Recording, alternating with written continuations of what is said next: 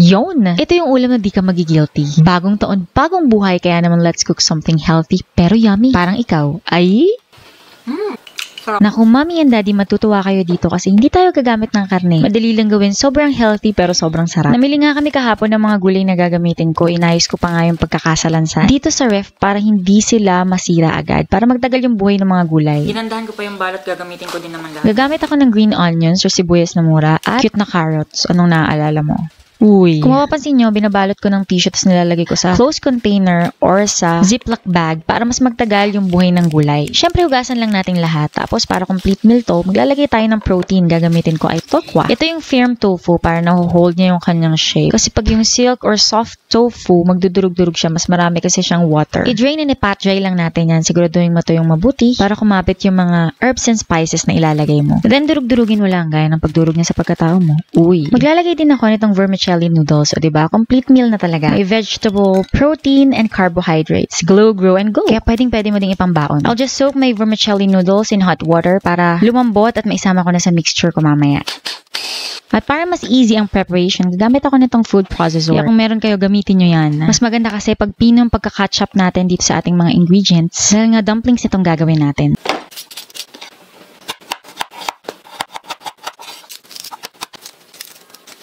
Hindi mo buksan, be. Yan.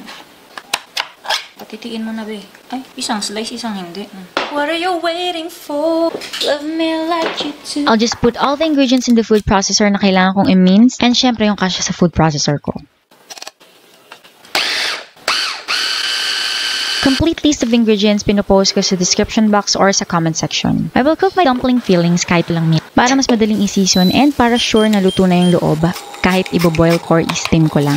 Ihulog na natin yung ating vegetables, green onions, cilantro, and carrots, and mushrooms. Yes, mushrooms are classified as vegetables but technically they are not plants but part of the kingdom called fungi. Yon. Siyempre, binasa lang natin yan sa Google. Basta lutuin lang natin yan lahat, pati yung tokwa, ilagay na natin yan. And then, lagyan lang natin ng mga pampalasa. Pepper, salt, oyster sauce, soy sauce, Sesame oil, half of cilantro and green onions, cornstarch to bind the ingredients.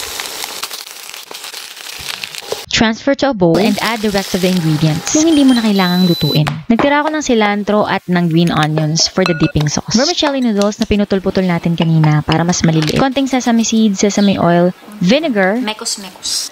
and pwede mong tikman kung nakukulangan ka pa sa lasa. Next is the mala or dumpling wrapper. Pwede nyo gamitin kahit alin dyan. Make sure na i-thaw nyo muna bago gamitin para hindi siya magpilas-pilas. Kaya naman dito sa mala wrapper na nabili ko maraming cornstarch na nakabudbod kaya hindi siya nagdidikit-dikit. Marami namang paraan ng pagbabalot pero kung anong gusto nyo at kung saan kayo komportable gawin nyo yan. Ang ginagawa ko bago ako maglagay ng filling sa gitna, babasain ko lang yung 2 perpendicular sides. Fold it like a triangle and then press the sides para magdikit. Then, itulak nyo lang sa gitna yung bottom part para tumiklop siya. And pagdikitin nyo yung dalawang dulo gamit ang water. Nice! 4 molar wrapper left. Sa wakas, matatapos na din. Cute! Last 3. Palo sa puwet. And then fold. Yes, sir! Nagbalot din ako ng parang siomai style. Dami-dami na din ako nagawa, mga 42 pieces. Kasama na yung binalot ko sa nori sheets kasi nga may natira pa akong fillings para hindi masayang. Uy, malaglag ka.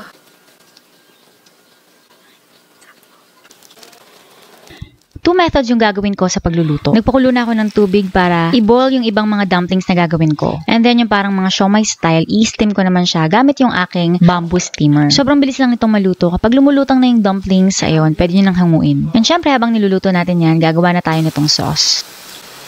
Green onions. Oops, huwag lahat. Pang-garnish yung iba. Kuha din tayo dito. Ito yung food processor natin kaninang green onions and cilantro. Garlic. Chili flakes. Konti lang. Oh, dami. Toasted sesame seeds. Kaka-toast ko lang nito. Sesame mucho. Char. Sesame oil to. Mga 1 tablespoon. Vinegar. Ang gamit ko, apple vinegar. Korean brand.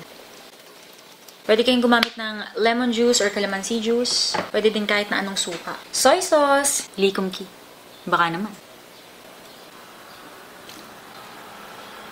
Bango. And then, lalagyan natin ng water. Pero yung pinagpakuluan ng dumplings. Ah, sarap. Naku, magiging favorite nyo yung sauce na to. Sobrang dali lang gawin at sobrang sarap. Anghang. Sanggala. Ito na nga yung next method. Pwede nating steam gamit yung ating bamboo steamer o kung namang steamer ang meron kayo dyan. Maglalagay lang ako ng parchment paper. Ayan, gugupitin ko ng pabilog. At mag-spray lang ako ng konting oil para hindi dumikit yung aking mga dumplings. So, yan yung ating mga healthy way ng pagluluto ng ating dumplings. Ouch. Meron pa tayong another 3 ways. Pwede nyong i-air fryer, pwede nyo ding i-pan fry, and syempre, pwede nyong i-deep fry. Pero kung gusto nyong mas healthy options, itong dalawang ginawa ko. Sobrang sarap niya talaga. Magkasunod ko ang inulam at hindi ako nasawa. Pero dahil dalawa lang kami dito ni Kelvin at madami-dami yung nagawa ko, kaya inilagay ko lang sa isang closed container yung mga natira at inilagay ko sa freezer para anytime pwede kong lutuin.